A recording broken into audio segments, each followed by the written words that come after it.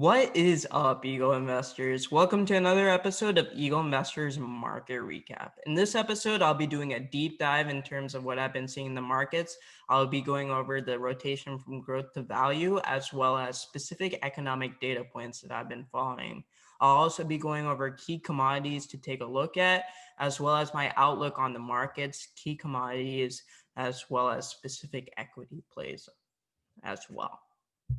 Now, if you haven't already, make sure to subscribe and hit the like button below, as well as make sure to join our Discord server as well. It will be linked in the description below. In this Discord server, we post daily option and stock alerts, as well as market commentary. And we also have education for beginner and advanced traders as well. Now, going into the market specifically, I wanted to touch on the rotation from growth to value. The S&P 500 is up 12.8% year to date, and it's down 0.8% for the week.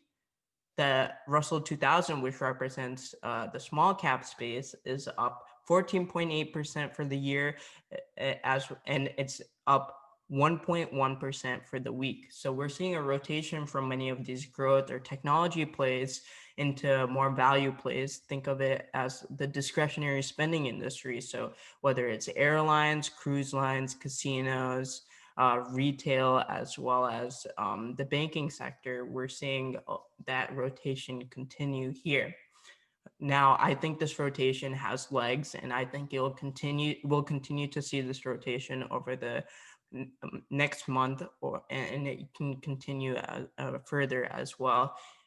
The main reason why I think this rotation is happening is vaccine optimism. We're seeing Pfizer actually start to release their vaccines, with the first people in line to get it being first frontline workers, and they're expected to get the vaccine actually on Monday. So we could see the market continue to rise within the value sphere as a result of these vaccines coming out.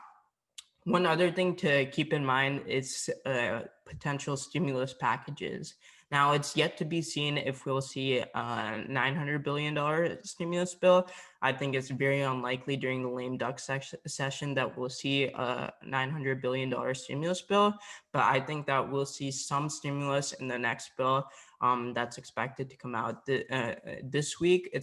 I don't think it'll be anywhere close to 900 billion, but it'll give some relief to the markets. Investors themselves might be spooked at first, seeing that there's no 900 billion stimulus bill that's coming in right now, but I expect it to come in once Joe Biden is in office. Now, going into what I've been seeing in the crude oil space, something that's very interesting that I wanted to point out is on Wednesday, crude oil inventories actually came in. They came in at 15.189 million barrels. Now, typically this is very bearish for oil prices, but something to I was very surprised when this number came out, and the oil price didn't go down. But after taking a closer look, I believe the reason why oil prices continue to push higher after this very bearish build is the fact that we're seeing increased geopolitical tensions in Iran, where there was news coming out that Iraqi militias came into Iran, as well as the fact that we're seeing increased vaccine optimism. We're seeing vaccines starting to get rolled out globally, so there's a potential for increased demand in the future. So a lot of the futures contracts within crude oil that are more long term are seeing some appreciation in value, which is impacting the front month contract as well. Now, another commodity that I wanted to go over specifically is gold. So gold itself has been recovering over the past few weeks. We saw we're seeing increased vaccine optimism, but which hurt the price of gold over the past month or so. But we're seeing we're seeing the fact that there might be increased stimulus, which is helping the price of gold here. I believe that once the stimulus bill actually comes through office, like I said before, it will be much less than 900 billion. So we could see a temporary correction in gold, and I see that as a great buying opportunity if that were to come. I think we could potentially see gold drop a dip below the 1800 level again if investors are spooked by the fact that stimulus is much less than much less than $900 billion that they've been seeing in news headlines. And that could also lead to a temporary sell-off in the markets as well, which could represent a great buying opportunity for many value plays as well as growth plays, even though I think value will continue to outperform growth. Now, going into the initial jobless claims, the initial jobless claims actually came in at 853,000. What this is showing is temporary weakness within the economy and the need for stimulus. As well, it's also showing the fact that coronavirus cases are continuing to rise across the country, and that's impacting the economy, especially within the services sphere. So with new lockdowns rising throughout the country, we could potentially see this number continue to rise, meaning that the need for stimulus will continue to become larger, and we could see a potential larger fiscal stimulus bill, even if it doesn't come out this month. After the lame duck session, we could see stimulus come in if the markets see it as necessary, as well as specific services industries as well. Now, going into the FOMC meeting, they're expected to meet this Wednesday. Now, there aren't expected to be any major changes in terms of the policy that they have set forth right now. It's expected to remain the same. We could still see the slight expansion in the balance sheet with the number at $7.2 trillion.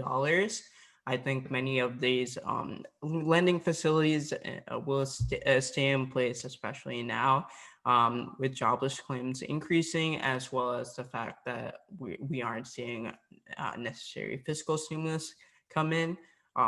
One thing that will happen during the FOMC meeting is the fact that they'll change their guidance. So their guidance will be very important in terms of what to see, if they will continue these lending facilities for the next couple of months, or will they stop it at a specific point. So whether it be a specific date, or whether it be until they see specific growth in the economy. So that'll have to be seen on that front.